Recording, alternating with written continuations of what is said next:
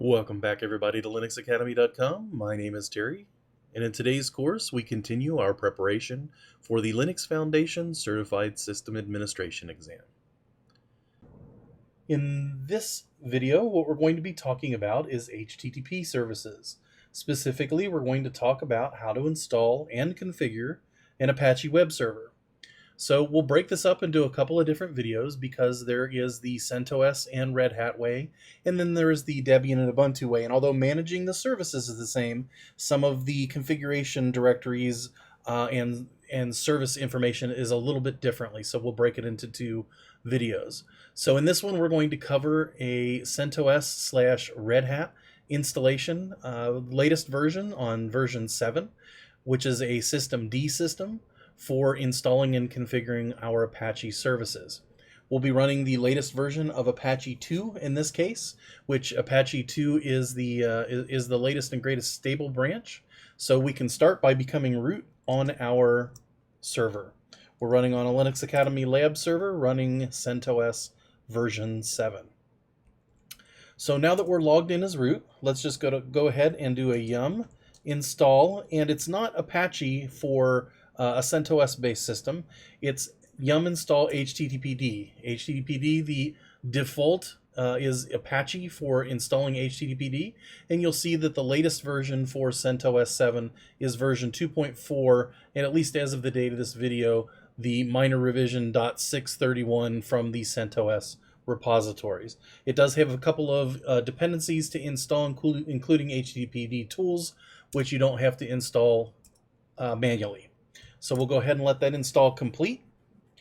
And then once the install is complete, we have to do a couple of things. Like any service management system that we install, we need to enable and then start the service itself in order to see the results of the running server. So the first thing we need to do is we need to do a systemctl enable on HTTPD. And that will create the links from the userlib systemd system service file and its configuration to the systemd system multi-user target in this case, because we want it to run with the multi-user targets controlled by a init tab. So on boot, the HTTPD service would start, of course, unless there's a configuration issue.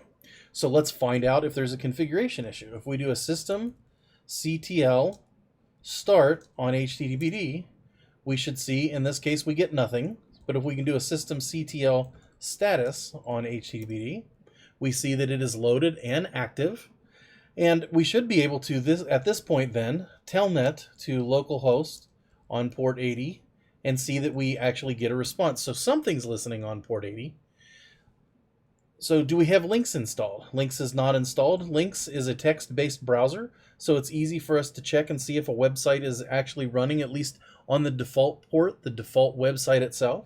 So if we do a yum install on Lynx, that will install the Lynx web browser for us. And then we can do a Lynx on HTTPD or HTTP on localhost and see if we get anything. We'll get an access forbidden because it should be bringing up the default page, which you can now see is the Apache HTTP server test page powered by CentOS. So that seems to be pretty easy. We've set up the Apache server. Let's go ahead and take a look at a couple of the configuration items from a CentOS and HTTP perspective for RPM-based distributions. If we go to the etc directory, we'll see, is there an HTTP directory?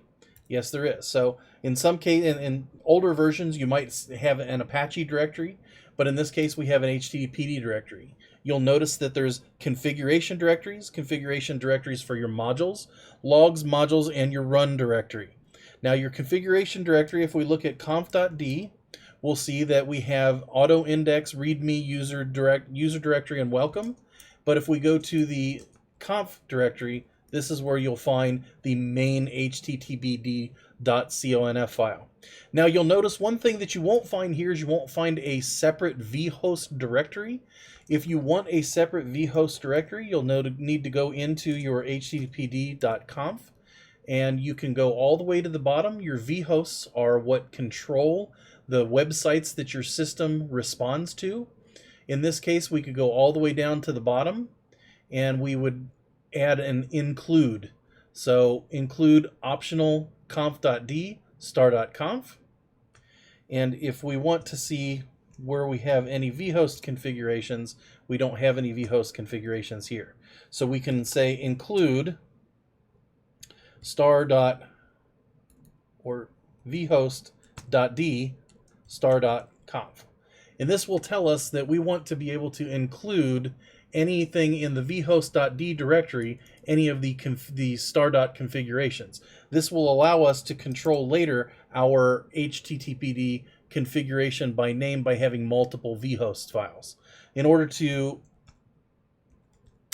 restart the HTTP service, I can do system control restart HTTPD, and let's see if it gives us an error message.